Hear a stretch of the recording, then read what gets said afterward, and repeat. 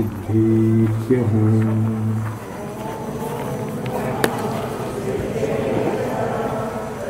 ॐ नमः सिद्धेभ्यः।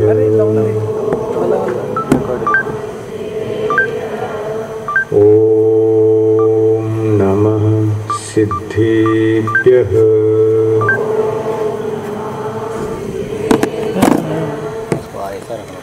मोक्षमार्गस्य नेतारं वेत्तारं कर्मभूभृतां ज्ञातारं विश्वतत्त्वानां वन्दे तद्गुणलब्धये वन्दे तद्गुणलब्धये। पंच परमेष्टि भगवान की, अहिंसा परमो धर्म की, आचार्य गुरुवर श्री विद्यासागर मुनि महाराज की, आज के उत्तम त्याग धर्म की, बोली परम पूज्य मुनि श्री नियम सागर जी महाराज की, समस्त मुनि संघ की, हे गुरुवर नमोस्तु।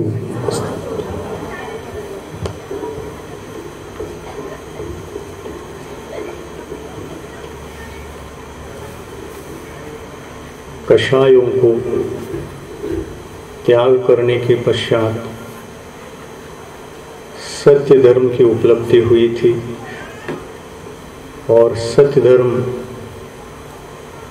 आने के कारण से जीवन में किसी भी प्रकार से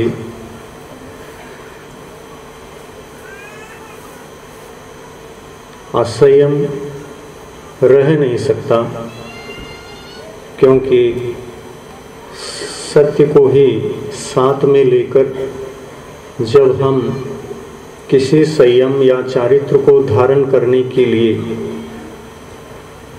प्रवृत्त होते हैं,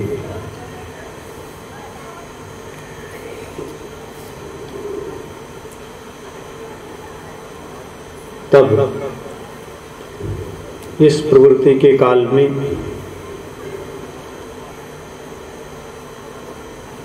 स्वयमेव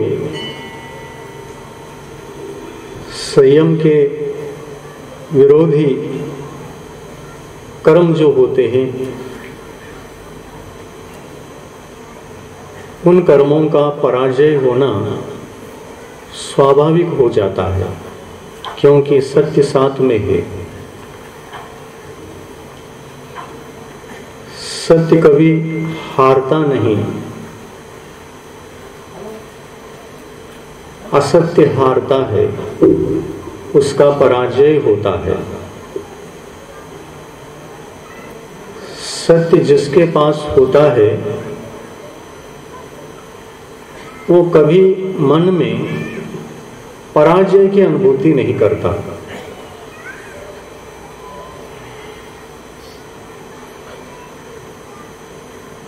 पराजय की अनुभूति क्यों नहीं करता?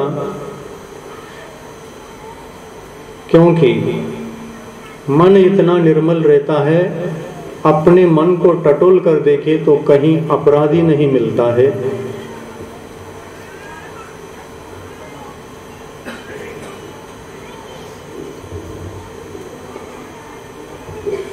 मन का अपराध ये सूचना देता है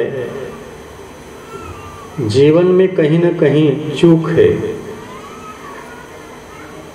उसका संशोधन करो।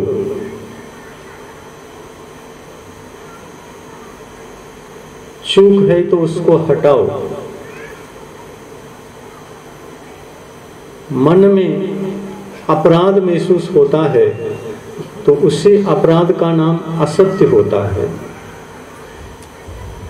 और ये अपराध सारे के सारे जीवन में होते हैं। तो क्यों होते हैं? उसका कारण कषाय की परिणति। जीवात्मा क्रोध, मान, माया और लोभ, इन चार कषायों में उलझ करके अपराधी बनता है। अपराध एक असत्य दशा है जीवात्मा के पास। इसको असंयम कहे या अपराध कहे, कोई अन्योक्ति नहीं हो सकती। असंयम जीवन जीना जीवात्मा का अनादिकालीन दोष है, असंयम दोष है। यदि वह दोष है तो अपराध भी है। इसी दोष को हटाना, इसी अपराध को जीवन में से दूर कर देना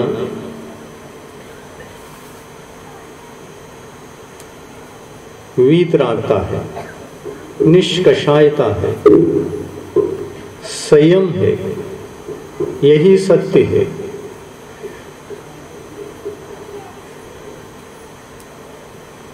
दश धर्मों का चिंतन करने के लिए जब हम बैठ जाते हैं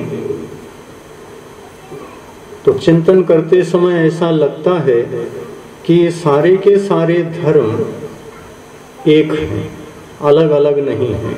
नाम से जरूर अलग हैं, परंतु अभेद रूप से देखा जाए इन 10 धर्मों के भीतर कोई भी अंतर नहीं है।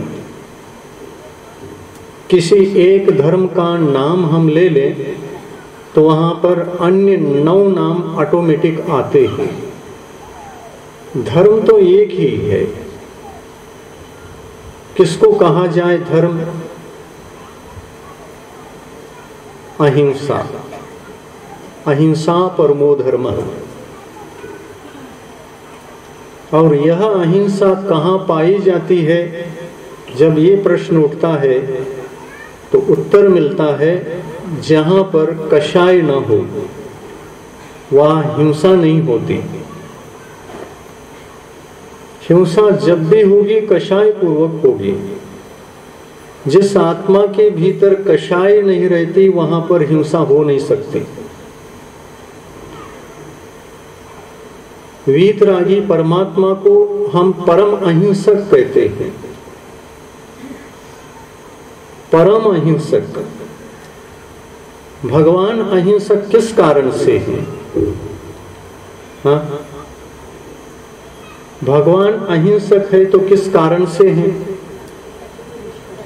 उनके पास कषाय नहीं, क्रोध नहीं, मान नहीं, माया नहीं और लोभ नहीं।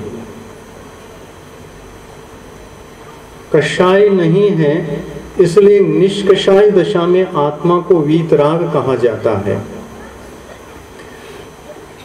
मोहनी कर्म पर संपूर्ण विजय पाने के बाद आत्मा को वीतराग दशा पूर्णतः प्रकट होती है। कषायों को पराजित करते समय जब ये पराजित होते रहते हैं उस समय वीतरागता की उपासना होती है। पूर्णतः वीतरागता प्राप्त हो, पूर्णतः वीतरागता प्राप्त हो, इस भावना से साधक आगे बढ़ता है मोक्ष मार्ग में। उस दौरान क्रोध को जीत लेता है, मान को जीत लेता है, माया को जीत लेता है, लोभ को जीत लेता है, 9 कषायों को जीत लेता है। कषायों को जीतकर वही वीतराग बनने का ही प्रयास साधक करता है। और सबसे बड़ा इस दुनिया में कोई त्याग है तो कषाय का त्याग ही सबसे बड़ा त्याग है।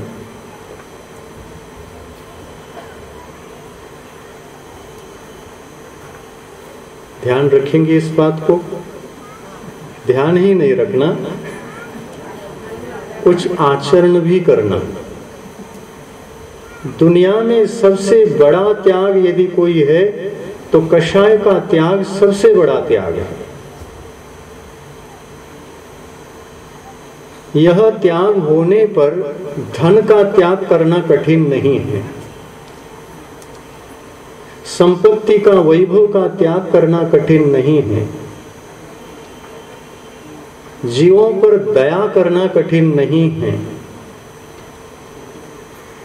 क्योंकि निर्दयी व्यक्ति नियम से कषायी होता है। निर्दयता मानव के हृदय में जो आती है वो कषाय के कारण से आती है। और इस निर्दय जीवन वृत्ति को त्याग करने के लिए क्या त्यागा जाए? इससे पूर्व तो कषाय को त्यागा जाए। हृदय कठोर जो बनता है, दिल कठोर जो बनता है, ये हृदय की कठोरता हिंसा है आत्मा के लिए। ये हिंसा कषाय के कारण से विद्यमान रहती है भीतर।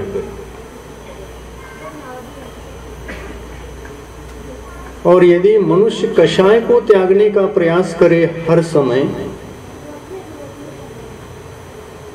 तो सारे काम सरल हो जाएंगे। हम यही नहीं करते, बाकी सब करते। और धर्म के नाम से उनको सबसे ज्यादा उन्हीं अन्य क्रियाओं को करने का प्रयास हम करते हैं। धर्म के नाम से करते हैं, अन्य क्रियाओं को करते हैं, क्रिया में उलझ जाते हैं और उन क्रियाओं को करके संतुष्टि पाते हैं कि हम जो करना चाहते थे वो हो गया, अब मुझे करना शेष नहीं रहा, संपन्न हो गया मेरा कार्य। बाहरी कार्य संपन्न होने से जीवन में धर्म घटित नहीं होता, अंतरंग का कार्य होने से जीवन में धर्म घटित होता है। और जब तक अंतरंग कार्य संपन्न नहीं होता, किसी भी जीवात्मा को मोक्ष की उपलब्धि नहीं होती। बाहरी क्रियाएं अंतरंग क्रियाओं के सहायक क्रियाएं होती हैं। उन क्रियाओं के माध्यम से अंतरंग में निर्मलता उत्पन्न नहीं हुई, अंतरंग साफ नहीं हुआ, अंतरंग निर्मल नहीं बन पाया, तो बाहर में कितना भी अच्छा अनुष्ठान क्यों न किया गया हो, वो अनुष्ठान धर्म की कोटि में नहीं आता। क्योंकि उन क्रियाओं के माध्यम से कषायों का अभाव होना चाहिए था, हृदय की कठोरता दूर होनी चाहिए थी। हृदय की कठोरता दूर नहीं हुई। क्यों नहीं हुई? तो इसमें जड़ में एक ही कारण है, कषाय। जब आत्मा कषाय से युक्त हो जाती है तो हृदय कठोर बन जाता है, और कठोर हृदय वाले जीवात्मा को कुछ कह दें तो कषाय शांत नहीं बैठ सकती।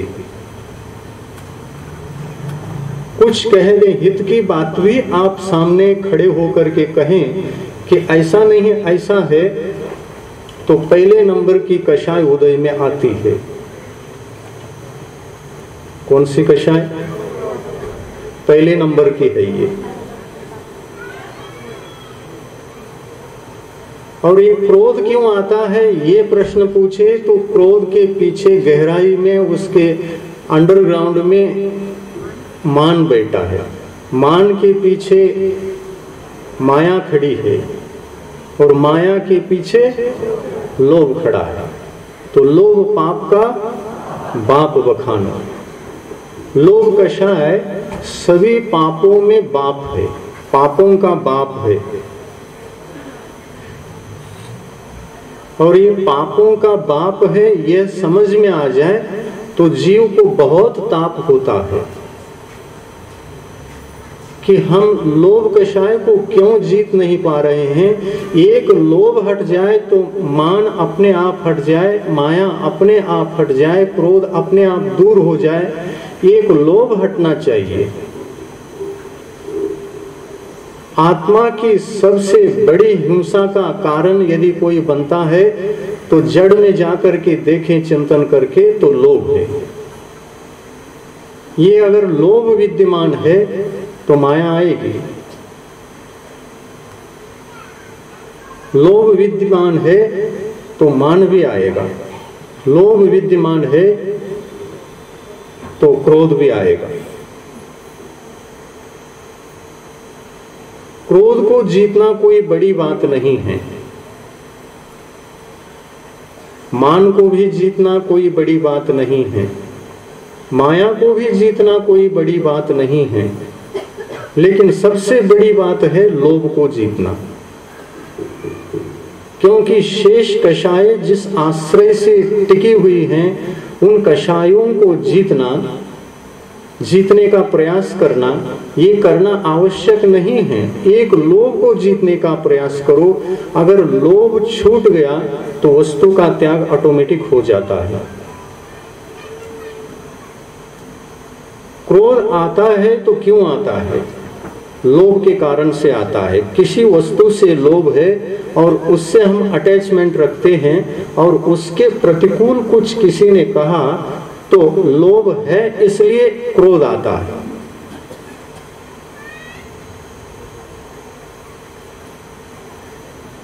और जिस वस्तु के प्रति लोभ है, लोभ होता है, लोभ रहता है, वह वस्तु अपने पास होती है।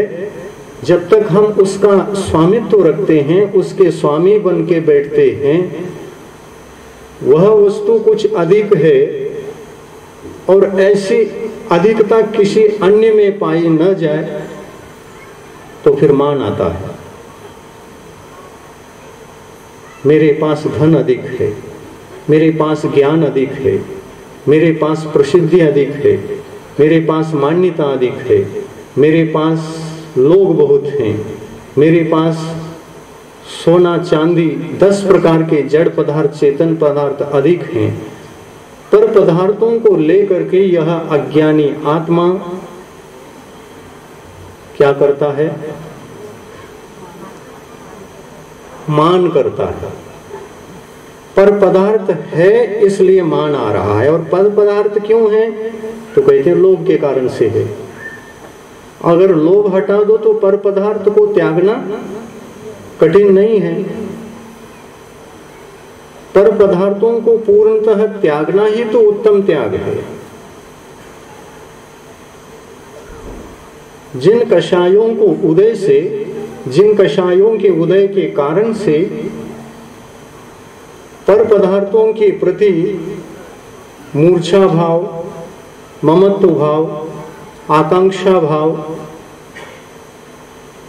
ग्रहण करने के भाव, उनकी सुरक्षा का भाव, ये भाव उत्पन्न होते हैं। ये भाव ही आत्मा की आभ्यंतरी हिंसा है और हिंसा का मूल कारण अज्ञान है।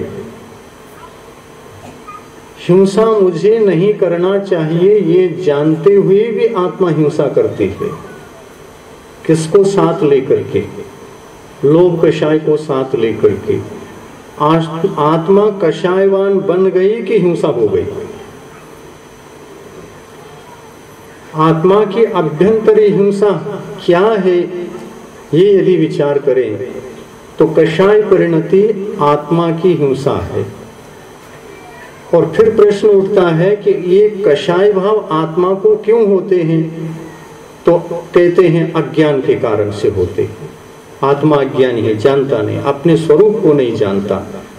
पर क्या है, स्व क्या है, इसका भेद विज्ञान उसको नहीं है। इसलिए कषाय करता है, इसलिए हिंसा होती है, इसलिए क्रोध आता है, इसलिए मान कषाय होती है, इसलिए मायाचारी करने के परिणाम उत्पन्न होते हैं। पर्याय हमारे लिए कुछ नहीं कर सकती। पर्याय जीव की शारीरिक पर्याय। महाराज ये पर्याय ऐसा है कि इस पर्याय में ये कषाय नियम से होती है, ऐसा कहते हैं लोग, लेकिन ऐसा कुछ नहीं है। आत्मा आत्मा है। आत्मा न स्त्री है, न पुरुष है, न नपुंसक है। वो तो तीनों वेदों से मुक्त है। शरीर के कारण से, व्यवहार से इस आत्मा को स्त्री पुरुष और नपुंसक कहा। इसमें शरीर का आश्रय है, आश्रय लेकर के कहा। शरीर भिन्न है और आत्मा भिन्न है। आत्मा अगर संसार के किसी भी शरीर को प्राप्त नहीं करता है तो उसको क्या मानेंगे?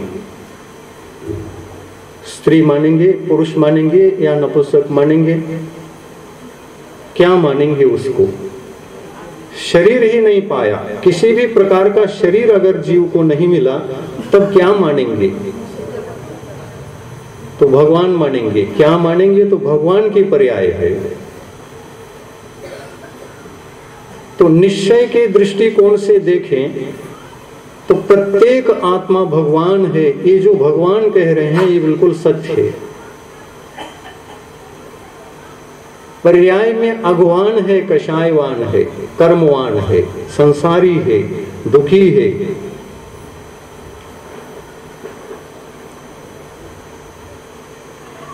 पर्याय से है और ये पर्याय व्यवहार से है, व्यवहार का विषय है।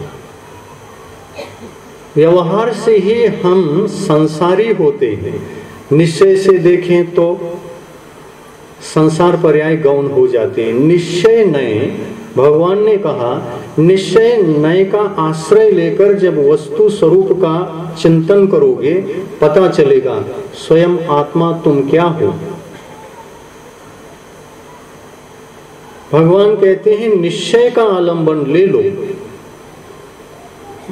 यदि उत्तम त्याग को अपने जीवन में अच्छी तरह से जन्म देना चाहते हैं तो निश्चय दृष्टिकोण से आत्म स्वरूप का चिंतन करो। व्यवहार दृष्टिकोण से चिंतन करोगे तो आत्म तत्व समझ में आने वाला नहीं है। शुद्ध आत्म तत्व का चिंतन करने के लिए शुद्ध नय का ही आश्रय करना पड़ेगा। और वह नय क्या कहता है, क्या कह रहा है, ये चिंतन करो। व्यवहार नय ये कहता है कि व्यवहार नय आत्मा का संसार है, आत्मा शरीरधारी है, आत्मा कषायवान है, कर्मवान है, जन्म मरण है, सुख दुख है, सब है।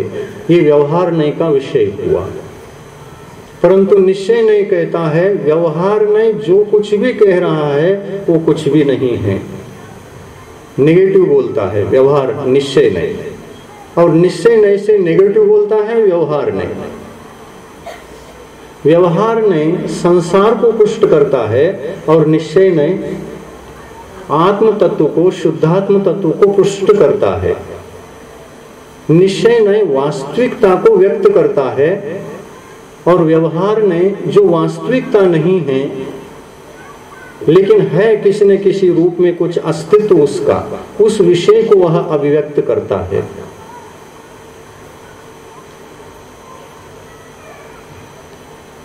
शरीर अलग है, आत्मा अलग है।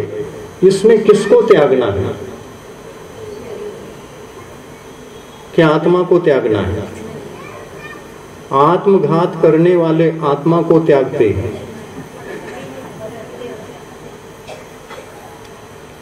क्योंकि वे निश्चय का जीवन जीते नहीं है ना।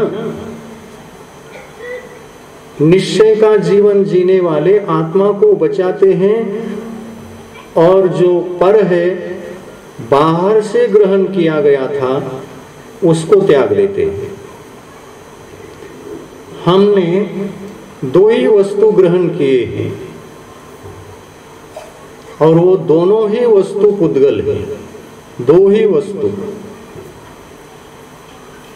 वस्तु का मतलब ये नहीं समझना कि धन संपत्ति आदि नहीं, जो हमारे निकटतम वस्तु है वो दो ही हैं। एक शरीर है जो पुद्गल है, जीव ने ही ग्रहण किया है, इसकी रचना करके इसके भीतर बैठा हुआ है। शरीर कार गाड़ी के समान है। कार गाड़ी को तो ग्रहण किया जाता है, उसके अंदर बैठना होता है। शरीर को ग्रहण किया गया है। शरीर के पुद्गल परमाणुओं को ग्रहण करके यह जीवात्मा गर्भावस्था में मनुष्य आकार को धारण किया, मनुष्य गति में आने से। ऐसा ही यह आत्मा नरक में जाता है तो नरक शरीर के आकार को बना लेता है। देवगति में जन्म लेता है तो देव आकार का शरीर बना लेता है।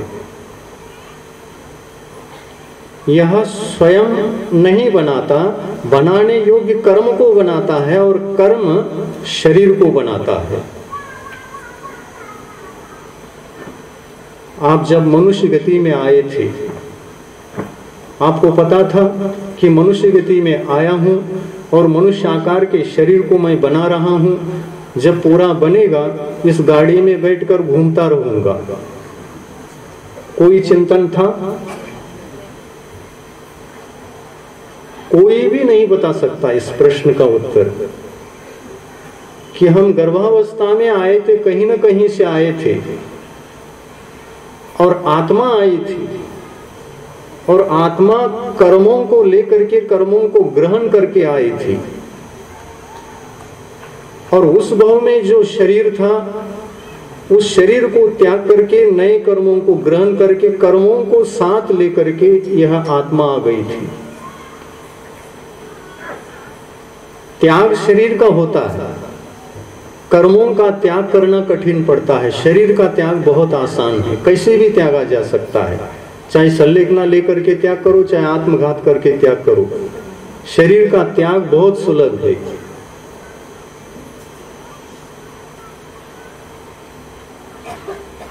छोटी सी गोली खाओ, शरीर का त्याग हो जाएगा। लेकिन दुनिया में ऐसी कोई गोली है क्या? एलोपैथिक हो, आयुर्वेदिक हो, चल जाएगा। जिस गोली को खाने से सारे कर्म नष्ट हो गए, कर्म शरीर को त्यागा गया और हम छुटकारा पाकर के भगवान बन गए, सिद्ध भगवान बन गए। ऐसी कोई गोली?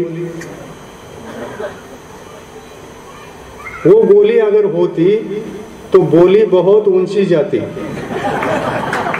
कौन खरीदेगा गोली? कितनी जाएगी बोली? कौन बनेगा करोड़पति?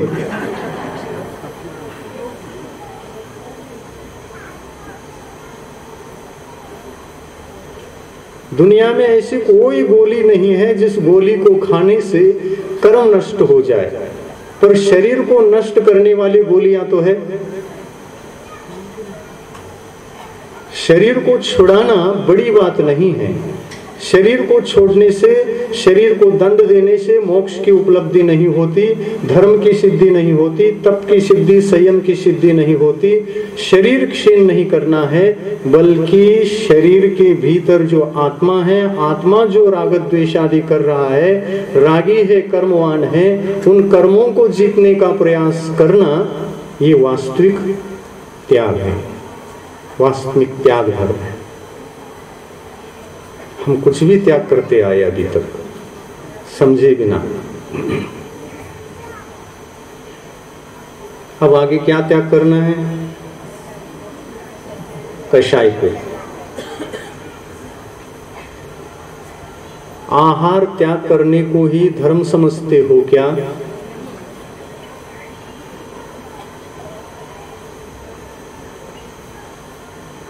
फिर वहीं आ रहा हूं मैं लौट करके, क्योंकि दृष्टि आपकी बहुत बहिर्मुखी हो गई ना। आपकी दृष्टि अंतर्मुखी हो जाए तो सारे काम सध जाते हैं। मैं क्या चाहता हूं? केवल आप अंतर्मुखी बन करके जीवन जिए। अंतर्मुखी दृष्टि बनेगी तो कौन सा काम किसके लिए और कितना कैसे करना, ये विवेक भी जागृत होता है। और जैन धर्म ऐसा जीवन जीने की कला सिखाता है। आपको केवल बहिर्मुखी जीवन जीना नहीं है, बहिर्मुखी कार्यों को करके अपने आप को धर्मात्मा मानना नहीं है। अंतर्मुखी होकर अंतरंग को जानकर आंतरिक क्रिया करके, बहिरंग क्रिया तो करो ही, लेकिन बहिरंग क्रिया करते करते अंतर्मुखी होकर आंतरिक क्रिया को करोगे तो जीवन में धर्म घटित होगा। और ये सबसे बड़ी कला है दुनिया में, धर्ममय जीवन जीने की कला। और ऐसी कला सीखनी पड़ेगी, आज न कल सीखनी पड़ेगी। अगर ये नहीं सीखेंगे तो निर्वाण की उपलब्धि होनी नहीं है। भगवान महावीर 2500 साल पहले मोक्ष चले गए। उन्होंने दोनों कार्य किया था, आंतरिक क्रिया को भी और बहिर्क्रिया को भी। पर बहिर्क्रिया को इतना महत्व नहीं दिया था जितने आंतरिक क्रिया को महत्व दिया। उनको जब केवल ज्ञान की प्राप्ति हुई थी तो किस क्रिया को महत्व दे करके, कौन सी क्रिया के द्वारा केवल ज्ञान को प्राप्त किए थे? अंतरंग। तो उसमें अंतरंग क्रिया में कौन सी क्रिया है जो हटाया, त्यागा और जिसके जाने से केवल ज्ञान की प्राप्ति हो गई? तो सभी 8 कर्मों में सबसे पहले त्यागा जाता है मोहिनी कर्म को। घाती कर्मों में भी सबसे पहले कर्म त्यागने योग्य यदि कोई है तो मोहिनी कर्म है। ये मोहिनी कर्म 2 प्रकार का है, दर्शन मोहिनी और चारित्र मोहिनी। दर्शन मोहिनी यानी सम्यक दर्शन को घात करने वाला कर्म दर्शन मोहिनी कहलाता है। जो देव दर्शन करने नहीं देता वो नहीं, वो तो अंतराय कर्म है। आज मंदिर जाना था, मंदिर जा नहीं पाए, पता नहीं कौन सा कर्म का उदय, दर्शन से ही हम वंचित हो गए। भगवान के दर्शन का लाभ आज नहीं मिल पाया, ये कौन सा कर्म? अंतराय कर्म, लाभांतराय कर्म। जिनेंद्र भगवान के दर्शन का लाभ होना चाहिए था, वो लाभ आज नहीं हुआ, ये लाभांतराय कर्म के उदय से होता है। भगवान का दर्शन नहीं हुआ तो दर्शन मोहिनी नहीं। भगवान का दर्शन करते हुए भी दर्शन मोहिनी सता सकता है आपको। पर भगवान का दर्शन करते समय लाभांतराय कर्म नहीं सताएगा, वो तो रास्ता छोड़ देगा, चलो आओ, बहुत पुरुषार्थ करके आ गए। तो अंतराय कर्म के क्षोभशम से, लाभांतराय कर्म के क्षोभशम से देव दर्शन तो हमारे लिए बहुत अच्छी तरह से हो जाता है, लेकिन देव दर्शन करते हुए भी हमारे लिए दर्शन मोहिनी कर्म उदय में रह सकता है और हमारे लिए सता सकता है, हमको सम्यक तो धर्म से वंचित रख सकता है। देखो कर्म का खेल कैसा है, कौन सा कर्म कैसा खेलता है, सबका खेल अलग अलग है। एक विघ्न डालता है और एक धर्म करने नहीं देता। रत्नत्रय ही धर्म है, सम्यक दर्शन धर्म है, सम्यक ज्ञान धर्म है, सम्यक चारित्र धर्म है। और इन तीनों रत्नों को सम्यक विशेषण जोड़ने के लिए क्यों जोड़ा गया? सम्यक विशेषण क्यों जोड़ा गया? ऐसा कौन सा कर्म था जिसके कारण से सम्यक विशेषण जोड़ नहीं पाते थे और उस कर्म के जाने से सम्यक विशेषण जोड़ दिया गया? मोहिनी कर्म। दर्शन मोहिनी कर्म यदि उदय में है तो मिथ्या तो कर्म उदय में है, सम्यक मिथ्या तो कर्म उदय में है।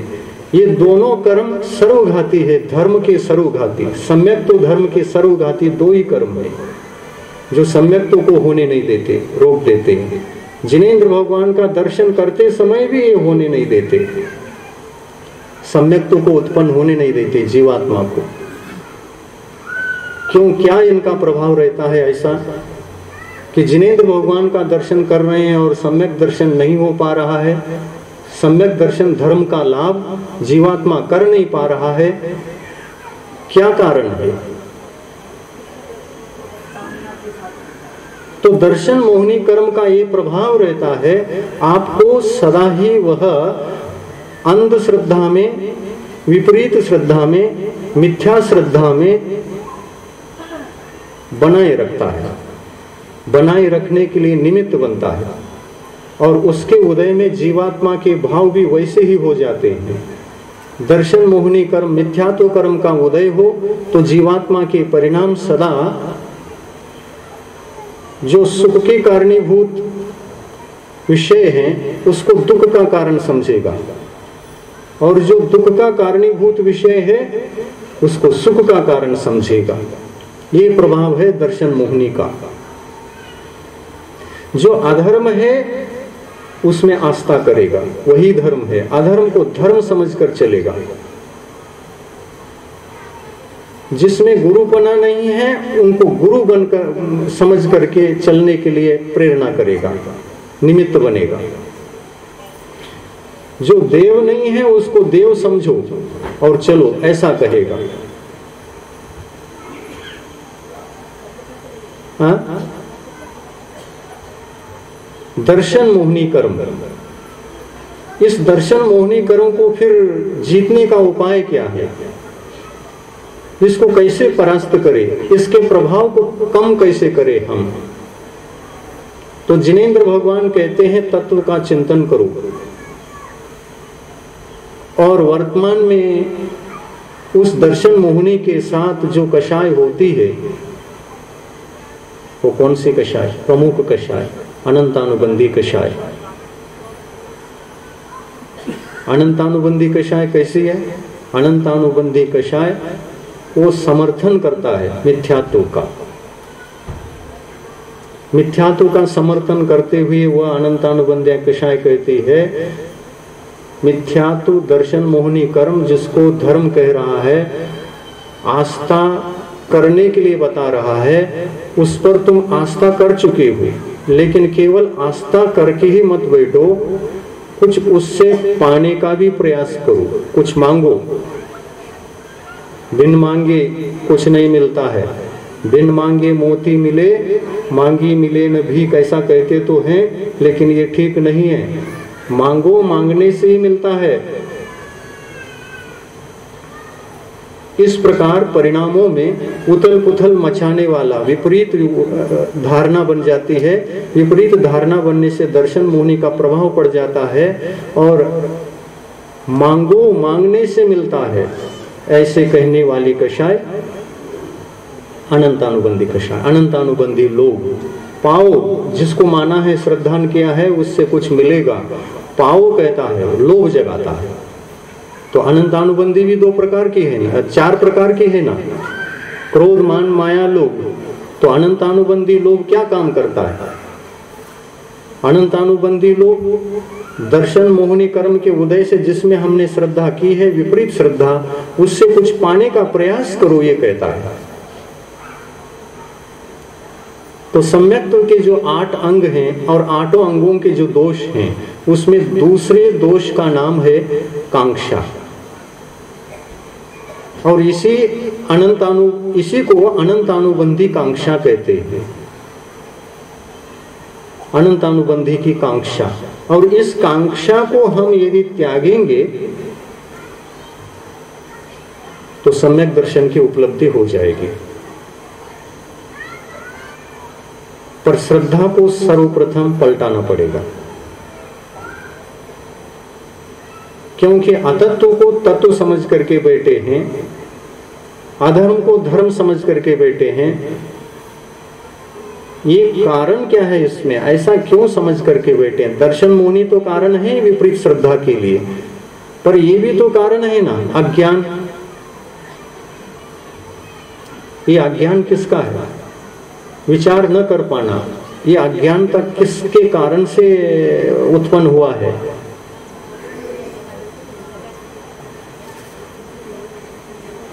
हाँ, मिथ्यात्व के कारण से विपरीत श्रद्धा हो गई है। लेकिन विपरीत श्रद्धा करने वाला भी कौन है? आत्मा ही तो है। विपरीत श्रद्धा कौन करता है? आत्मा। और दर्शन मोहिनी के उदय के कारण से विपरीत श्रद्धा आत्मा ही करता है। तो विपरीत श्रद्धा को दूर करने वाला भी कौन है? आत्मा ही है। तो दूर कैसे करेगा? जब कर्म फल दे रहा है, देता ही रहेगा, तो ये दूर कैसे करेगा? क्या उपाय है? तो कहते हैं कषाय परिणति को रोको, लोभ को कम करो। और लोभ को कम कर सकते हैं। और लोभ को कम करते करते और एक काम करो, सही क्या है गलत क्या है पता लगाओ। धर्म क्या है अधर्म क्या है पता लगाओ। तत्व क्या है अतत्व क्या है पता लगाओ। हेय क्या है उपादेय क्या है पता लगाओ। सच्चा सुख क्या है और नकली सुख क्या है पता लगाओ। इन सारी बातों को पता लगाने के उपरांत सही रास्ते पर पुरुषार्थ करके दर्शन मोहिनी कर्म को और अनंतानुबंधी कर्म को परास्त करने वाला कौन है? आत्मा ही है। तो आत्मा वर्तमान की परिस्थिति में कैसा है? क्या है आत्मा? आत्मा अज्ञानी है। किस कारण से अज्ञानी है? तत्व का ज्ञान न होने से अज्ञानी है। और तत्व का ज्ञान फिर कैसे हो हमारे लिए? तो जिनवानी का स्वाध्याय करो। जिनेंद्र भगवान ने तत्वों का स्वरूप जैसा समझाया है वैसा ही समझकर उसको आचरण में लाने का प्रयास करो। तत्व का ज्ञान हो जाएगा, आत्म तत्व और पर तत्व इन दोनों का सही सही ज्ञान हो जाएगा तो हम पुरुषार्थ कर सकते हैं। पुरुषार्थ तब तक नहीं किया जा सकता जब तक हमारा अज्ञान दूर न होगा, तत्व का ज्ञान न होगा। मिथ्यात्व दशा में सर्वप्रथम तत्व का ही ज्ञान आवश्यक बताया है और तत्व ज्ञान से हम कषाय को भी परास्त कर सकते हैं और दर्शन मोहिनी को भी। तो थोड़ी बहुत तो समझ होना ही चाहिए, बेसिक नॉलेज जिसको कहते हैं वो होना जरूरी है सम्यक दर्शन की प्राप्ति के लिए। जिसको यही पता नहीं है कि दुनिया में दो प्रकार के सुख होते हैं, एक सांसारिक सुख और एक आत्मिक सुख, दो ही होते हैं। आत्मिक सुख को परमार्थ सुख भी कहते हैं और सांसारिक सुख को भौतिक सुख भी कहते हैं, इंद्रिय सुख भी कहते हैं। इसके भी अनेक नाम है। इसको आत्मिक सुख भी कहते हैं, परमार्थ सुख भी कहते हैं, अलौकिक सुख भी कहते हैं, इसको लौकिक सुख कहते हैं, इसको अलौकिक सुख कहते हैं। ये दो प्रकार के सुख हैं और इसमें एक नकली है और एक असली है। उत्तम त्याग धर्म आज का दिन है। कौन सा सुख त्यागना है और किस सुख की अपेक्षा रखना है? आत्मिक सुख की अपेक्षा रखना है। आत्मिक सुख की अपेक्षा रखकर भौतिक सुख में श्रद्धा न रखने वाला, आत्मिक सुख पर श्रद्धा जमाने वाला सम्यक दृष्टि कहलाता है। और जिसको परमार्थ सुख के प्रति श्रद्धा अभी तक जगी ही नहीं, मालूम ही नहीं है, उस जीव को मिथ्या दृष्टि कहा जाता है। दृष्टि मिथ्या होने से मिथ्या दृष्टि, दृष्टि में विपरीतता होने से मिथ्या दृष्टि। मिथ्या यानी झूठ, विपरीत नेगेटिव, नेगेटिव विचार, नेगेटिव श्रद्धा, नेगेटिव दृष्टि। दृष्टि की मिथ्यापन ही मिथ्या दृष्टि है। और जैसी दृष्टि रहेगी वैसी सृष्टि बनेगी, ये भी बात है। जैसी दृष्टि वैसी सृष्टि। जिस दृष्टि से जिस वस्तु को देखोगे वैसा जानोगे भी, और जैसे जानोगे वैसे चलोगे भी। तो जैसी दृष्टि वैसी सृष्टि, और जैसी सृष्टि वैसे उसकी पुष्टि।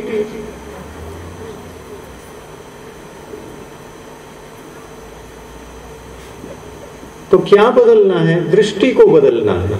और दृष्टि के बदलने के लिए क्या उपाय अपनाना है?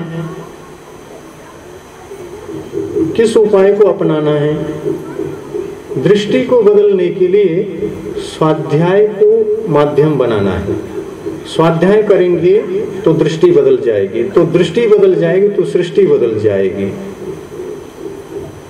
दृष्टि मिथ्या है तो दर्शन मोहिनी का उदय है।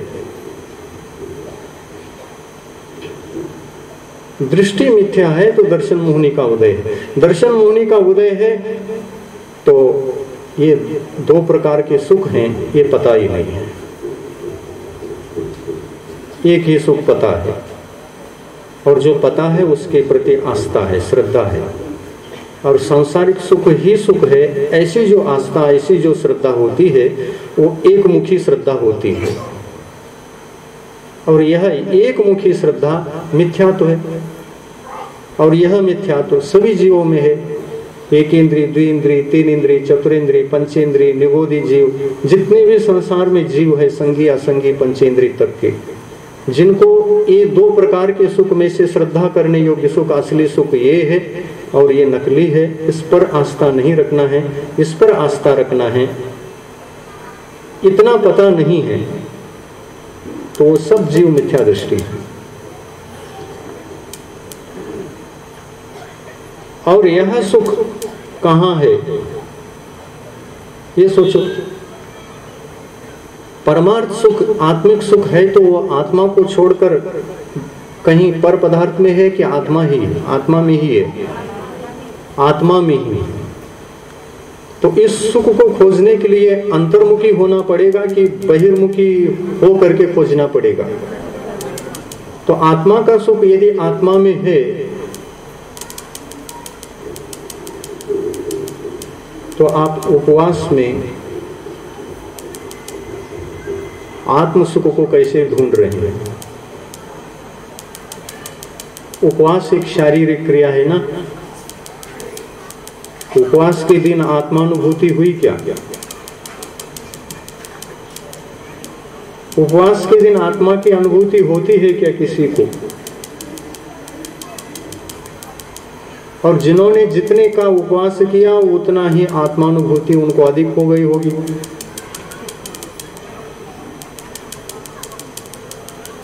ऐसा होता है क्या? नहीं है। शरीर को उपवास रखने के लिए भगवान महावीर ने इसलिए बताया कि बाह्य पदार्थों की ओर जाने का आकर्षण कम हो, उसके प्रति जो इच्छा भाव, मूर्छा भाव है वो मूर्छा भाव न हो, इसलिए उपवास रखने को बताया। शरीर को कभी कभी उपवास भी रखा करो, परंतु उपवास ही धर्म नहीं है। उपवास के माध्यम से आंतरिक क्रिया करना धर्म है। उपवास किया और आंतरिक क्रिया कषायों को जीतने का प्रयास करना ये धर्म है।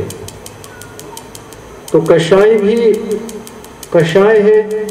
इस कषाय के परिणामों को, इन कषाय के भावों को जिनेंद्र भगवान ने कहा ये पर भाव है, स्वभाव नहीं। कौन से भाव? पर भाव।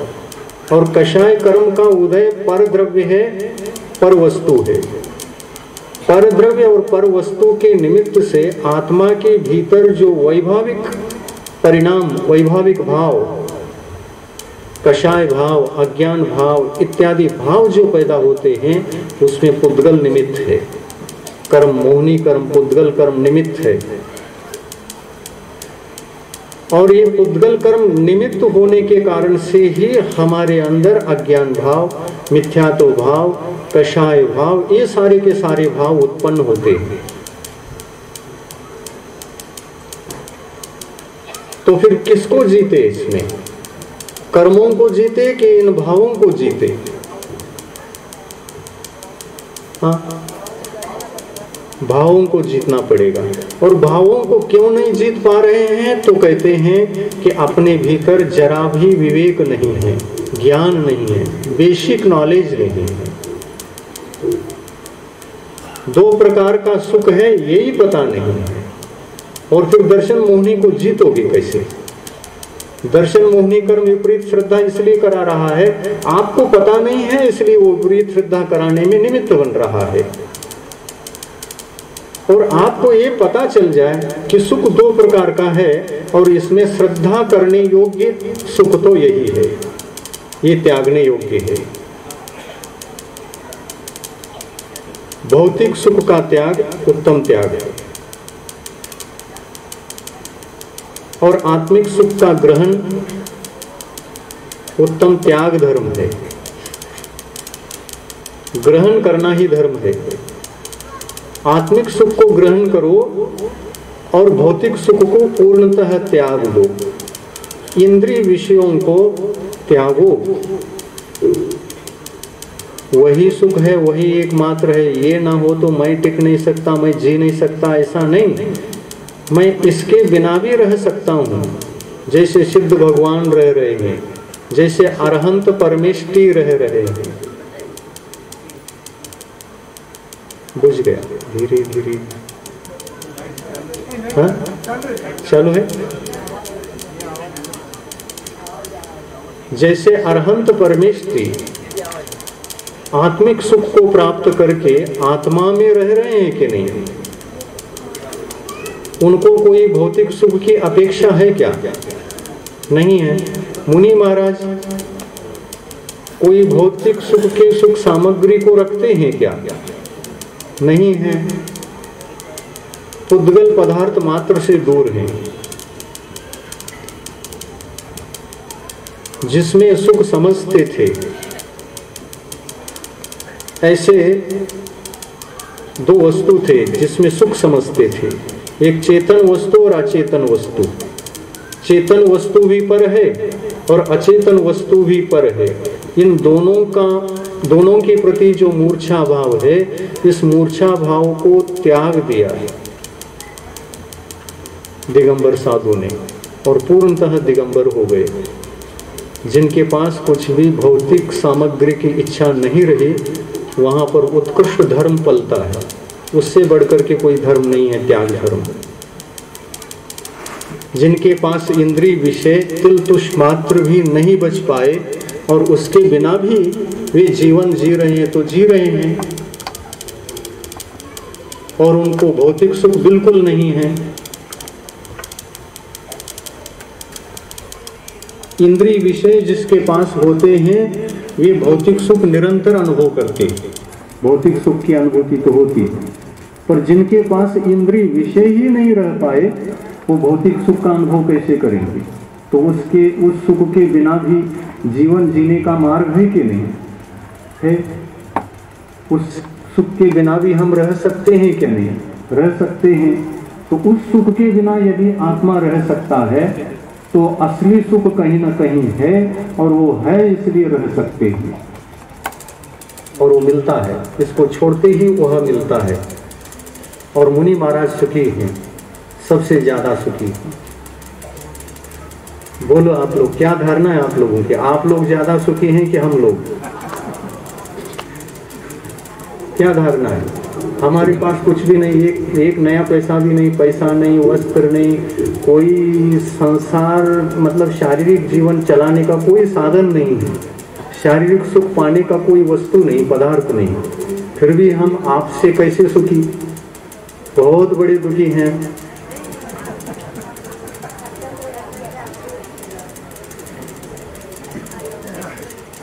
बहुत दुखी हैं हम, एक पैसा भी नहीं हमारे पास, कैसे जीवन जीते? दुख का जीवन जी रहे होंगे। हाँ, लेकिन आप लोगों को लगता है कि नहीं पैसा नहीं रहेगा तो हम बहुत दुखी बन जाएंगे संसार में?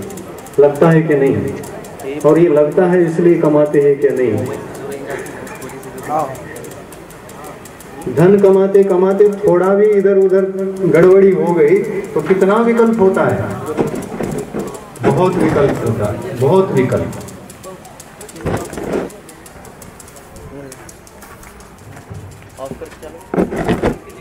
और विकल्प ये क्यों होता है? इसलिए होता है हमको परमार्थ सुख भी है, आत्मा का सुख भी है, ये पता नहीं है, चिंतन ही नहीं है। और वो चिंतन करके उस पर आस्था जमा लोगे तो आपके सामने ढेर सारा धन, वैभव, संपत्ति, सोना चांदी, लोग, हर प्रकार के सुख देने वाले विषय वस्तु सामने रहने के बाद भी आपको उससे कुछ फर्क नहीं पड़ता। आप उसको निमित्त बना करके न सुखी होंगे न दुखी होंगे।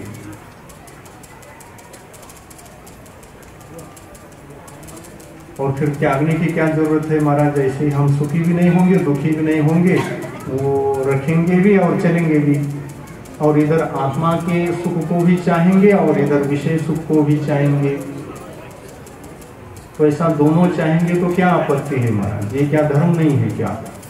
आप बताओ कि ऐसे हम निर्मोही हैं, बस ये वस्तु हैं इसलिए उनको रखना पड़ता है, उपयोग करना पड़ता है, खाना पड़ता है, इनकी चिंता थोड़ी बहुत करनी पड़ती है। चिंता करने की थोड़ा सा विकल्प होता है, तो विकल्प होता है तो होने दो, हमको कोई उससे अपेक्षा नहीं है। जब अपेक्षा नहीं रहती और ध्यान में जब हम बैठते हैं तो आत्मा की अनुभूति तो होती है। तो आत्मा की अनुभूति आपको होती है कि देख लो, हो जाए तो मेरे को बता देना। यदि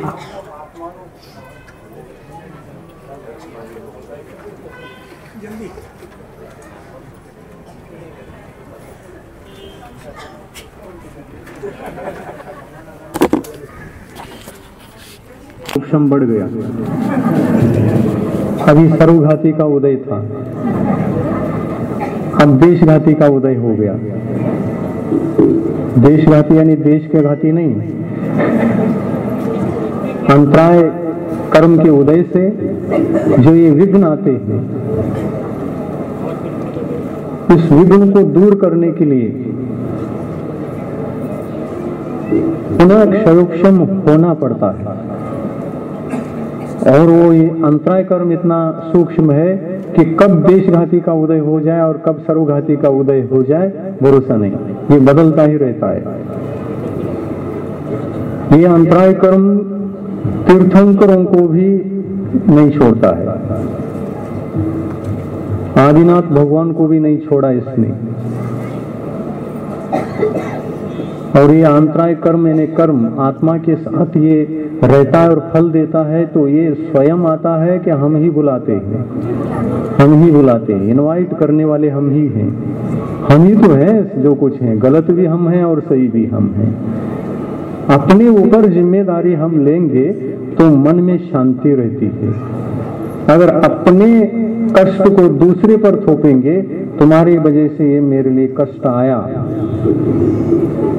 तो हम बड़ी भूल करेंगे। कोई भी बाहर में सुख दुख देने वाला नहीं रहता है। सुख दुख जो हमको मिलते हैं अपने अपने कर्मों के उदय से मिलते हैं। ऐसा तत्व का विचार, कर्म सिद्धांत का विचार हो तो आत्मा में अशांति कभी नहीं हो सकती। कभी आत्मा में अशांति उत्पन्न नहीं हो सकती। तो मैं बता रहा था, त्यागने के लिए, उत्तमता से त्यागने के लिए सबसे पहले जिस वस्तु को त्यागा जाए वो उत्तम त्याग कहलाता है। किसका त्याग करना है? अज्ञान का त्याग करना है। अज्ञान के कारण से ही हम कषाय करते हैं, अज्ञान के कारण से ही विपरीत श्रद्धा करते हैं, अज्ञान के कारण से ही सही श्रद्धा करने के बजाय उल्टी श्रद्धा कर बैठते हैं। तो सबसे पहले क्या त्यागा जाए? प्रश्न यही है। दर्शन मोहिनी को पराजित किया जाए, उसका त्याग किया जाए, या कहाँ क्या पहला वो शुच कहाँ है? लाइट नहीं लग रही है, और वो शुच कहाँ है यही पता नहीं लग रहा है। हाँ, अंदर ही शुच है। इसलिए आचार्य ने 2 दोहे लिखे हैं, बहुत उत्तम दोहे हैं। आप नोट करके रखिए और चिंतन करिए सदा इसका। जहां पर शुच है वहीं पर दबाने से लाइट बुझ सकती है और वहीं पर दबाने से लाइट लग सकती है। तो ज्ञान ही तो गड़बड़ है। आत्मा है और यह ज्ञानी है, इसका ज्ञान बहुत गड़बड़ है। और ये ज्ञान गड़बड़ क्यों है? तत्व ज्ञान न होने से, समीचीन ज्ञान न होने से, जिनेंद्र भगवान की वाणी का ज्ञान न होने से। जीव, अजीव, आश्रव, बंध, संवर, निर्जरा और मोक्ष 7 तत्व हैं। इन तत्वों का स्वरूप समझ करके चलने में कितना समय लगता है? 7 ही तो तत्व समझना है। जीव क्या है, अजीव क्या है, आश्रव क्या है, बंध क्या है, निर्जरा क्या है, संवर क्या है, मोक्ष क्या है, 7 ही तो समझना है। जिंदगी लगेगी क्या इसमें? नहीं। थोड़ा सा इसका बेसिक नॉलेज प्राप्त करने के लिए थोड़ा समय लग सकता है। थोड़ा प्रयास करें, पुरुषार्थ करें, और ये पुरुषार्थ यदि आप करते हैं तो इतना बड़ा लाभ हो जाएगा। बेसिक नॉलेज जिसके पास आ गया उसके लिए ये पता ही चल जाएगा कि दुनिया में 2 ही प्रकार के सुख होते हैं, एक नकली है और एक असली। नकली सुख पर हमें आस्था नहीं रखना है, असली सुख पर ही आस्था रखना है, श्रद्धा रखना है, और उसको पाने के लिए जो करना पड़ता है उन साधनों को अपनाना है। इतना ज्ञान हो जाएगा, और यदि इतना ज्ञान हो जाएगा तो सब कुछ हो जाएगा, कार्य सद गया। तो मूल में भूल जहां है उसको डायरेक्ट सुधारें, कहीं शुच है उसका। तो क्या करें, अपने ज्ञान को ठीक ठाक करें। ज्ञान विपरीत रास्ते पर रहता है, उसकी दृष्टि विपरीत बन गई तो विपरीत चलता है, सही बन गई तो सही चलता है। ज्ञान को तुम जो दोगे वो काम करेगा। ज्ञानोपयोग ऐसा है, ज्ञानोपयोग के लिए जो कार्य सौंपोगे वही करेगा वो। और कुछ समय तक जो भी अच्छा हो या बुरा आपने सौंप दिया तो वह परंपरा बना लेता है, हैबिट हो जाती है उसको। उपयोग उससे प्रभावित होकर, संस्कारित होकर वही करना चाहने लगता है। फिर वो एक साइकिल बन जाती, फिर वैसी ही सोच, वैसा ही चलना, वैसी ही श्रद्धा, वैसा ही पुरुषार्थ, वैसे ही क्रिया अनुष्ठान। एक बार वो ठीक हो गया तो ठीक की परंपरा चल पड़ती है, और ठीक परंपरा को चलाने वाला भी ज्ञान है और गलत परंपरा को चलाने वाला भी ज्ञान है। भौतिक सुख को असली सुख समझना ये गलत परंपरा है। ये अनादि से जीवात्मा ने ऐसा समझा है और वही किया है। तो बाहरी भोग वैभवों में जो सुख है वो नकली है, असली नहीं है। असली सुख तो आत्मा में है, और आत्मा का सुख पाने के लिए ही हमको प्रयत्न और पुरुषार्थ सबसे ज्यादा करना चाहिए। ये निर्णय लेना पड़ेगा। अगर ऐसा निर्णय हो गया और उस पर श्रद्धा जम गई, असली सुख पर, मोक्ष सुख पर, आत्मिक सुख पर, परमार्थ सुख पर आस्था जम गई, तो समझना उस दिन आपको सम्यक दर्शन हो गया। सच्चे सुख की आस्था का नाम ही सम्यक तो है, और इसको चाहे आप सच्चे सुख कहो या मोक्ष तत्व कहो, बात एक ही है। चाहे इसको सच्चा सुख कहो, चाहे आत्मा का सुख कहो, आत्मिक सुख कहो, एक ही बात है। चाहे इसको आत्म तत्व कहो, चाहे ओरिजिनल सुख कहो, एक ही बात है। तो आइए, सबसे बड़ा त्याग आज के प्रवचन का सार ये है। करेंगे त्याग आप लोग? करेंगे। कितने लोग करेंगे? सभी लोग करेंगे। इससे एक भी व्यक्ति नहीं मिलेगा। कोई बात नहीं, हाथ उठाने की जरूरत नहीं है, क्योंकि लाड़ू खाओगे क्या पूछ रहे हैं, तो हम तो सब तैयार हैं।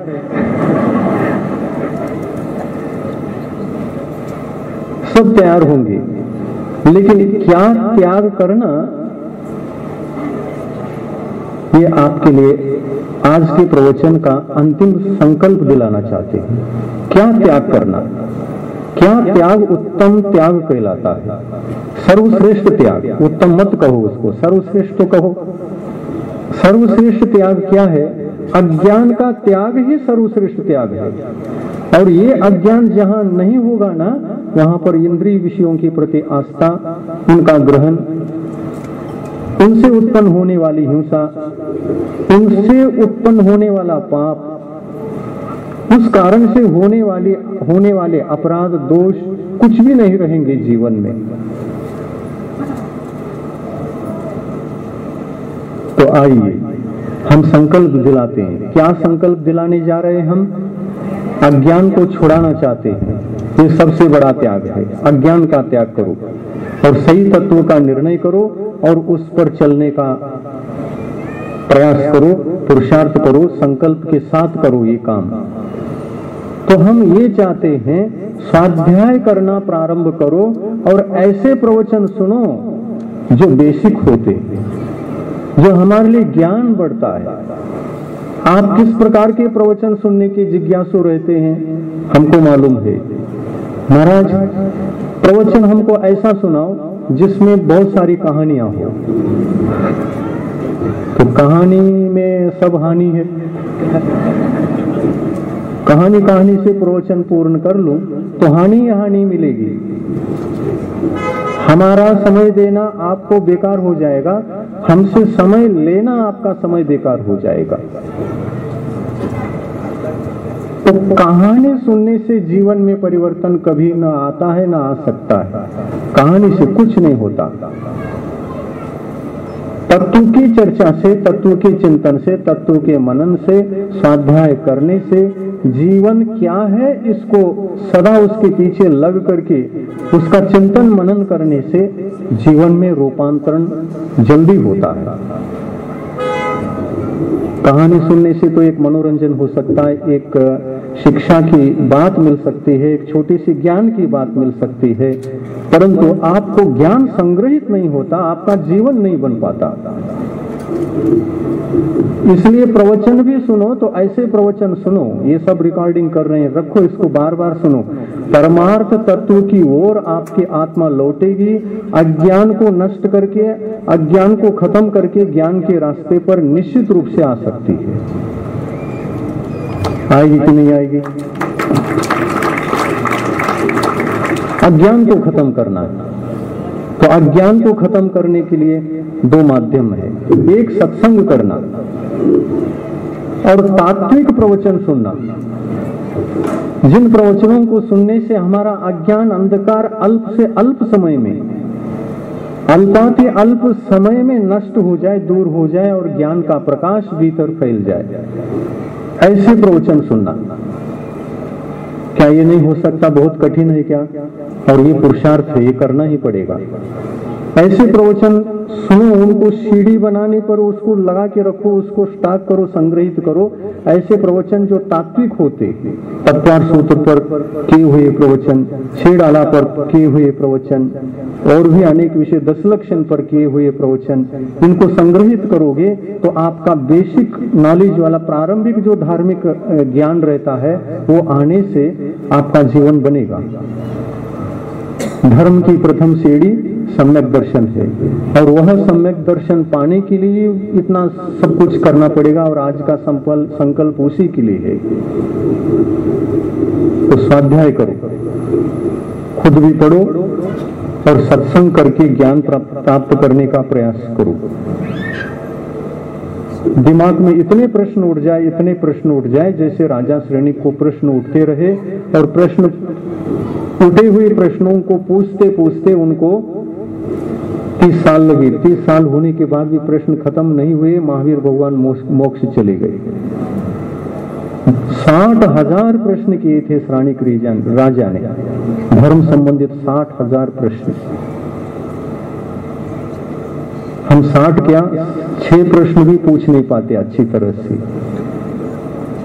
धर्म संबंधित जितना ज्ञान बढ़ाओगे उतना आत्मा के भीतर उज्ज्वलता आएगी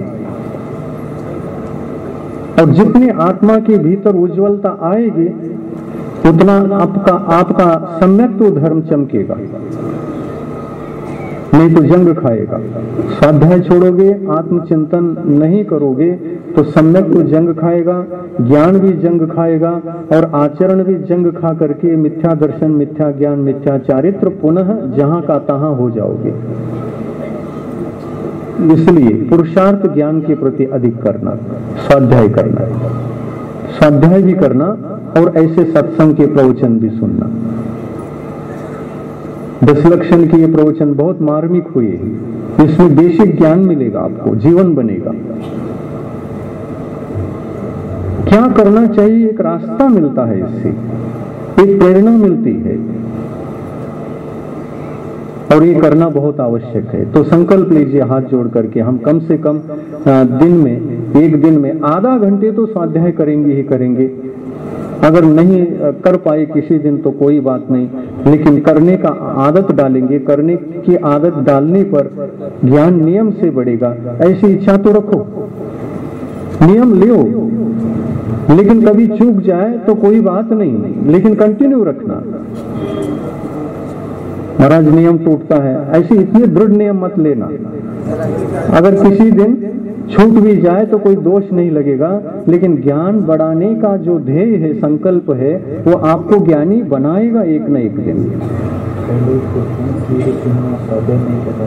हाँ, किसी प्रवचन को सीढ़ी के माध्यम से यदि आप सुन रहे हैं तो वो भी स्वाध्याय की कोटि में आता है, चिंता मत करो।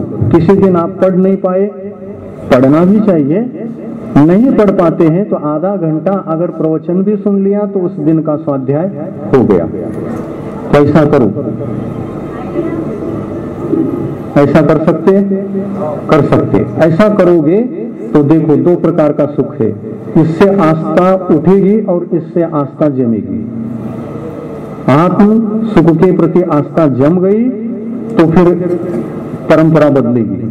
आदत क्या थी, परंपरा क्या थी, अपने यही सुख है, यही सुख है, इसके बिना तो जी नहीं सकते, इसके बिना तो हम दुखी बन जाएंगे, दुखी दुखी दुखी कहते कहते हम भोग वैभवों के पीछे ही सुखी बनने का प्रयास कर रहे हैं।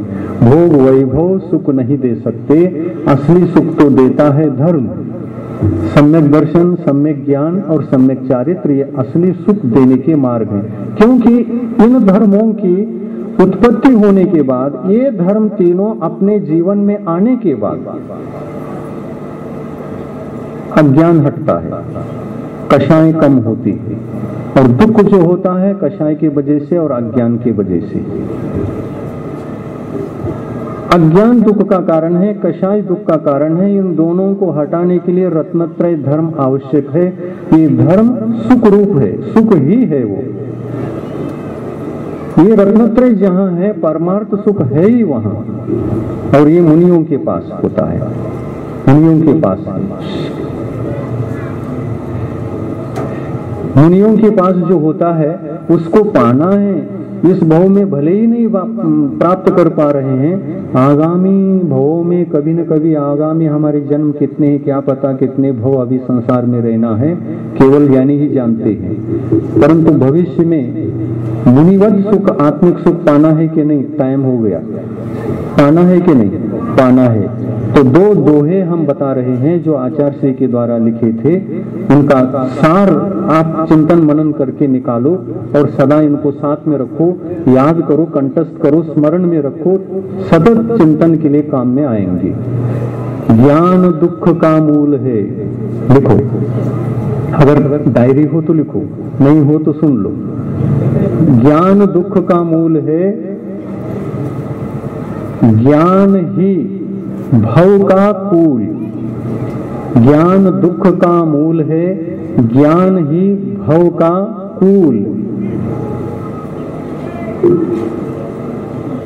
राग सहित प्रतिकूल है, राग सहित प्रतिकूल है, राग रहित अनुकूल। राग रहित अनुकूल। दूसरी दोहा, चुन चुन इसमें उचित को, चुन चुन इसमें उचित को, अनुचित मत चुन भूल। अनुचित मत चुन भूल।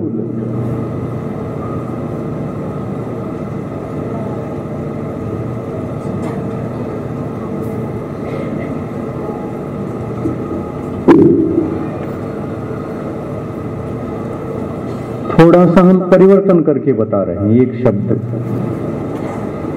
कोटि शास्त्र का सार है, कोटि शास्त्र का सार है। क्योंकि वो समय वो शब्द कठिन पड़ेगा इसलिए हमने हटा दिया, आचार्य का शब्द अलग है। कोटि शास्त्र ये समझ में आता है आपको। कोटि शास्त्र का सार है, निज बिन पर सब धूल। निज बिन पर सब धूल।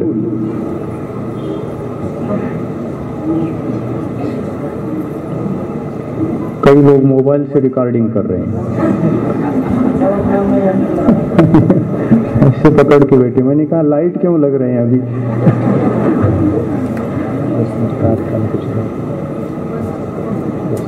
हाँ ठीक ठीक ठीक हो गया। ये दो दोहे को संभाल के रखना, ये बहुत बड़ी संपत्ति है। दो दोहे ये आत्म कल्याण के रास्ते पर निकलने के लिए आपको बहुत बड़े मार्गदर्शक बनेंगे। आज का उत्तम त्याग धर्म का प्रवचन समाप्त हुआ। त्याग क्या करना है और क्या नहीं करना है, आज के प्रवचन के सार से समझ में आया है। आप उस रास्ते से चले और अपनी आत्मा को सुखी बनाकर परमात्मा बनाएं और अंतिम अनंत सुख को प्राप्त करें। इसी भावना के साथ अहिंसा परमो धर्म।